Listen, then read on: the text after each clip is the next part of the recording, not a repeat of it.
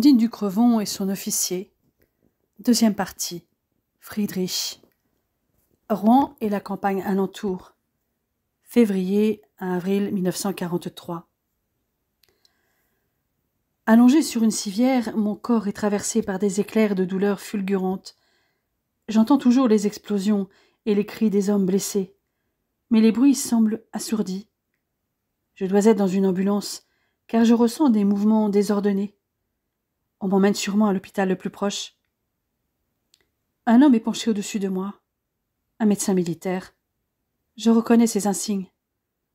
Ses paroles sont lointaines, étouffées dans une espèce de brouillard. « Tenez bon, von Richter. Nous allons tout faire pour vous sauver, crois-je entendre. » Je réponds par un faible sourire, incapable de proférer le moindre son, tant chaque respiration est un supplice.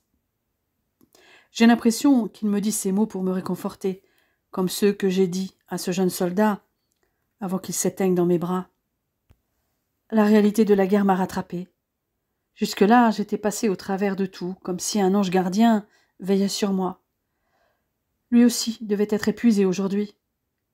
Un moment d'inattention, et cette fois, ça y est, touché. Chaque seconde qui passe voit ma vie s'esquiver à pas de loup, me filer entre les doigts. Je ferme les yeux dans l'espoir que la douleur me laisse un peu de répit. Difficile quand l'ambulance brinque-balle sur le chemin de terre, malmenant mon corps torturé. Malgré mes dents serrées, je ne peux retenir un cri. Le médecin s'active autour de moi, essayant de stabiliser mon état, mais apparemment dépassé par ma situation. Pour m'en sortir, il faut que nous atteignions l'hôpital au plus vite, ce qui n'est pas gagné, étant donné l'état des routes russes. Et le réseau routier n'est qu'un détail.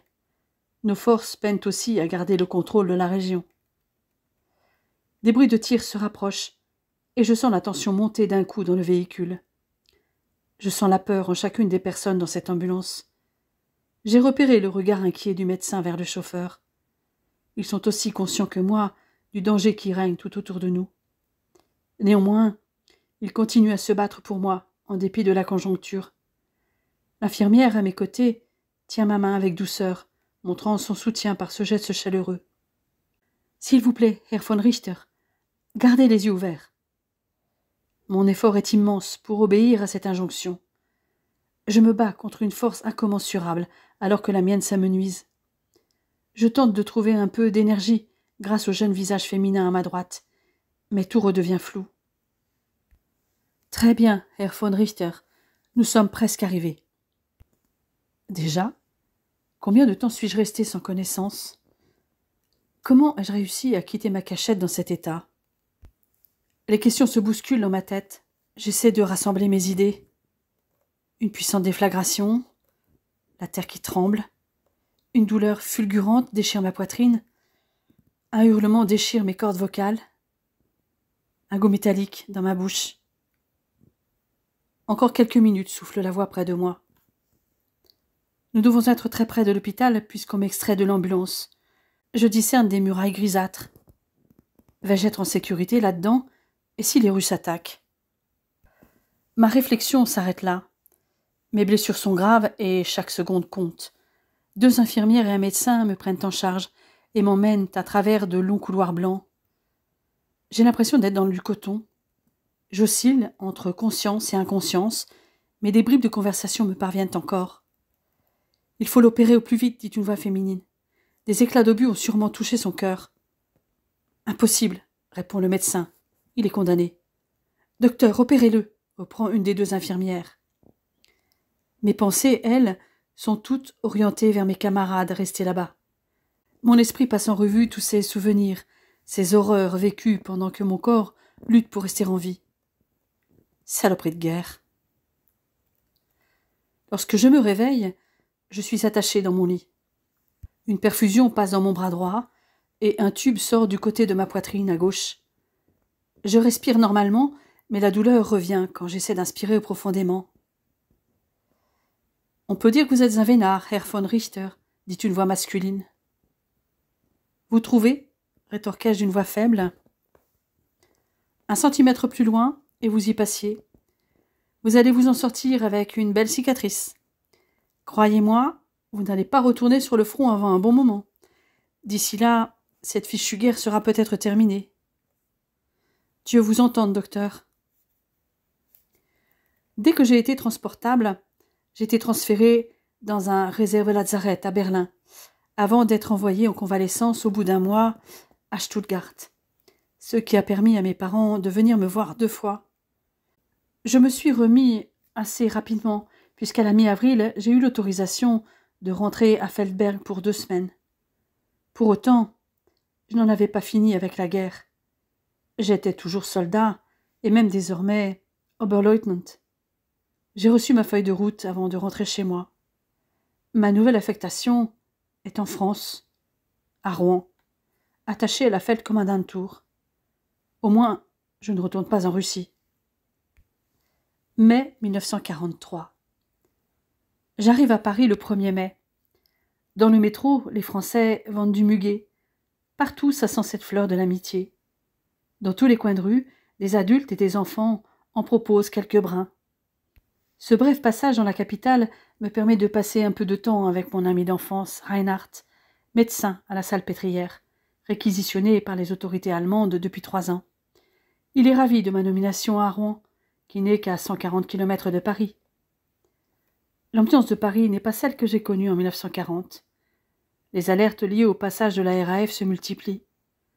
Au début avril, l'hippodrome de Longchamp a été attaqué par l'aviation anglaise. Une bombe a explosé sur la station de métro Pont-de-Sèvres, au moment où une rame y était à l'arrêt.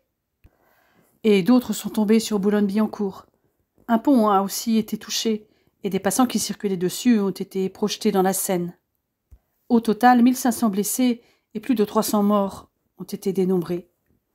Reinhardt me raconte que, dans les faubourgs, des centaines de personnes gisaient encore au sol dans leur sang, pendant que les Parisiens se promenaient sous les marronniers des Champs-Élysées ou au bois de Boulogne, tout à la joie des arbres, des fleurs, pendant cette journée radieuse de printemps.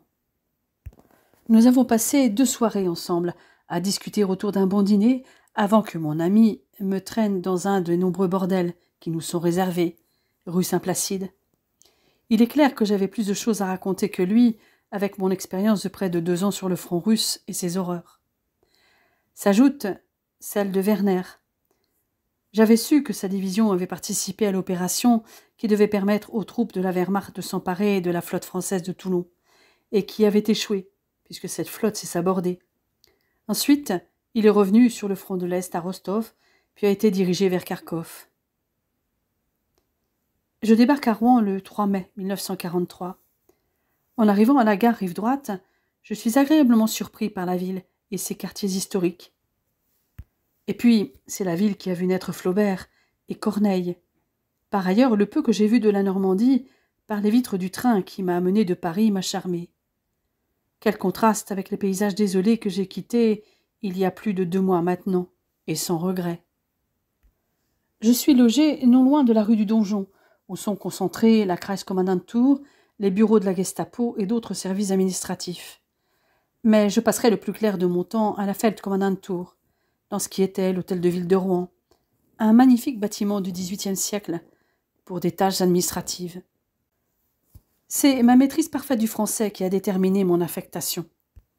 Une partie de mon travail va être de traduire les différents ordres et rapports provenant de la Feldkommandantur ou y parvenant. Je peux être aussi appelé à servir d'interprète. Toutefois, je n'aurai pas à être celui des services de la Gestapo, qui ont leur interprète attitré. Ce qui m'arrange bien, car cela aurait signifié assister aux interrogatoires, ce dont je n'ai aucune envie. Une souris grise m'assiste pour taper les différents documents. Je suis responsable du bureau qui s'occupe du personnel, du courrier et des affaires courantes, et je suis également chargé de m'occuper des foyers de soldats sur délégation de l'état-major, donc sous les ordres directs du Feldkommandant Horst von Sistewitz. En réalité, je vais plus souvent travailler sous les ordres de son second, le major Breuer. Aussi, dans le cadre de ma délégation de fonction pour les soldats Altenheim, je suis appelé à inspecter les différents endroits où sont logés nos soldats. Un bon moyen de visiter le département. Pour ce faire, j'ai un véhicule et une ordonnance.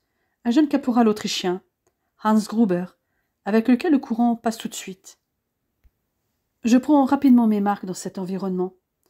Dès la fin de la première semaine, j'ai déjà rattrapé pas mal de retard dans les courriers à traduire. Je vais prendre mon petit déjeuner à la brasserie de l'époque, proche de la gare, ou à la brasserie Paul, place de la cathédrale. Je préfère cette dernière, car je peux passer dans la cathédrale, où Emma Bovary donnait rendez-vous à Léon, voir les merveilles qu'elle contient. Je regarde à chaque fois le vitrail qui raconte la légende de Saint-Julien l'Hospitalier, que Flaubert a repris dans ses 3 contes. Pour le dernier de ses contes, Hérodias, l'auteur s'est inspiré du tympan du portail Saint-Jean, représentant le festin d'Hérode, la danse de Salomé et la décapitation de Saint Jean-Baptiste. Flaubert constitue d'ailleurs pour moi un guide pour visiter Rouen, même si ses rapports avec sa ville natale étaient plutôt ambivalents. Je me suis rendue dans divers endroits cités dans Madame Bovary, fréquentés par Emma, comme le haut de la route de Neuchâtel pour voir la vue panoramique de Rouen, le couvent des Ursulines, dans le quartier de la Croix-de-Pierre où elle a étudié, la rue d'Ernemont, où sont maintenant logées nos souris grises. Le soir, je vais parfois prendre un verre en ville. C'est l'occasion de rencontrer certains gradés qui fréquentent notamment le Café Victor ou le Lutetia, qui est le dancing qui nous est réservé, avec des entraîneuses peu farouches qui nous tiennent compagnie. Il y a bien longtemps que je n'ai pu faire ces choses, tout comme il y a bien longtemps que je n'ai pas touché une femme. Le rythme que nous avions en Russie ne s'y prêtait guère. J'ai pourtant cédé au charme d'une charmante lituanienne à Vilnius et à quelques prostituées russes dans les bordels réservés à l'armée, la dernière fois à l'automne 42. Toutefois, pendant mon escapade à Paris, lorsque j'ai revu Reinhardt, nous nous sommes l'un et l'autre offert un petit plaisir. Lors de mes sorties dans Rouen, le plus souvent avec Hans, je remarque que si soldats comme officiers fréquentent les bordels de la rue des Cordeliers, un certain nombre d'entre eux ont une maîtresse française attitrée. Peu sont réellement amoureux, car souvent fiancés avec une Allemande, quand ils ne sont pas déjà mariés. N'ayant aucune attache, je suis totalement libre. J'aimerais mieux trouver une femme qui m'aimerait pour qui je suis réellement et dont je serais également amoureux. Mais toutes les horreurs que j'ai vues à l'Est me suivent. Cette culpabilité que j'ai ressentie là-bas est toujours là, au fond de moi.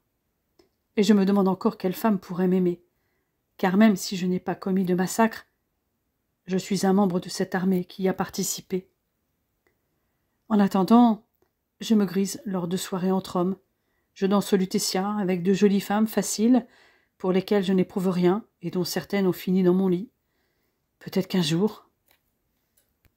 Je décide d'aller inspecter le château de Belménil à la mi-mai, prétexte à suivre les traces de Madame Bovary.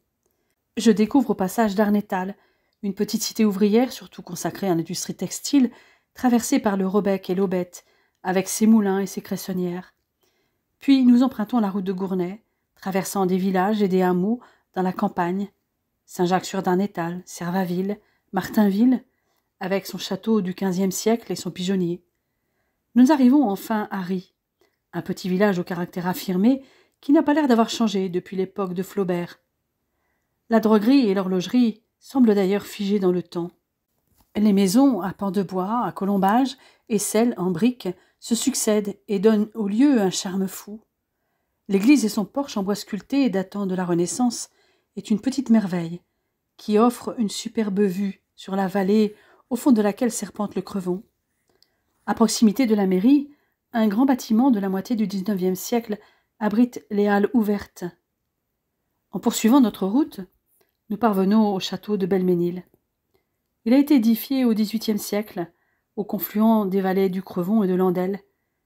Cette résidence campagnarde et relais de chasse ne manque pas de charme, avec ses 4 magnifiques allées de platanes, tilleuls et châtaigniers, culminant pour la plupart à plus de 40 mètres de hauteur. En contrebas du château subsiste une aile d'un ancien manoir du XVIIe et un pigeonnier. Le parc rectangulaire d'environ 2 hectares n'est séparé du manoir que par un chemin en cul-de-sac desservant le moulin de Saint-Denis depuis la route de Ry à Vacqueuil. Nous sommes arrivés en fin de matinée, et l'inspection n'a pas demandé beaucoup de temps. Hans connaît déjà les lieux, puisqu'il y a résidé quelque temps avant d'être affecté à mon service. Il y connaît surtout une jeune fille qui n'a, semble-t-il, pas résisté à son charme. Nous déjeunons ensemble sur place, puis je le laisse discuter avec ses anciens camarades et bien sûr profiter de sa conquête. Je choisis d'aller faire un tour à pied jusqu'au château de la Huchette, le fameux pavillon, lieu des rencontres d'Emma et Rodolphe, ce qui demande près de 3/4 d'heure à travers bois, prés et champs. Le château est typique des constructions du XIXe siècle en Normandie, en briques et en pierre de taille calcaire, avec une toiture en ardoise à 2 croupes et 2 longs pans et un épi de faîtage en fonte. Celui-ci est assez travaillé, indiquant l'aisance de ceux qui l'habitaient. La porte d'entrée cintrée, à laquelle on accède par quelques marches, est encadrée de chaque côté par 2 hautes fenêtres. Au premier étage, 5 fenêtres se superposent parfaitement aux ouvertures du rez-de-chaussée. Sur le toit se trouvent 3 fenêtres mansardées, avec un arc surhaussé et une cheminée à chaque coin. Dans le parc, un magnifique cèdre, incontournable des jardins romantiques de l'époque du roman, offre une ombre bienfaisante. Au retour, je me dirige vers la rivière en contrebas du château. Je traverse le parc, puis un sous-bois. Dans cette ambiance paisible, avec pour seul bruit l'eau de la rivière qui s'écoule, je me sens bien. Comme la guerre semble loin. Madame Bovary sous le bras, je recherche un endroit sous le couvert des arbres pour me poser.